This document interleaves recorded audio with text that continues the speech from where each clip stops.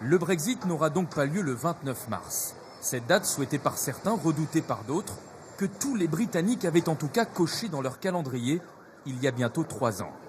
L'annonce de ce report, après un énième rebondissement entre Bruxelles et Londres, est accueillie par la population avec dépit et lassitude.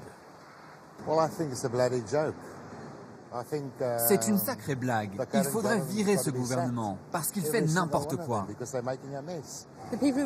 Les gens qui ont voté pour sortir de l'Europe n'avaient pas conscience de ce qu'ils faisaient à l'époque. Aujourd'hui, il faut organiser un second référendum pour savoir s'ils sont sûrs de leur choix.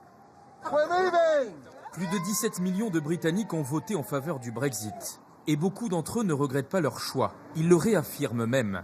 Comme cette centaine de manifestants qui marchent actuellement en direction de Londres pour se faire entendre. On sera encore plus en arrivant à Londres. Et faire respecter, disent-ils, le choix des urnes. Les gens ont voté lors d'un référendum. Ce résultat doit être honoré. Il ne faut pas décaler le Brexit. Il faut sortir. Un report qui pose aussi question dans les milieux économiques, où l'absence de cap clair, de décision, nuit aux affaires. Beaucoup d'entreprises veulent en finir avec cette incertitude. Elles ont besoin d'avancer, de se projeter dans ce que sera le nouveau monde post-Brexit.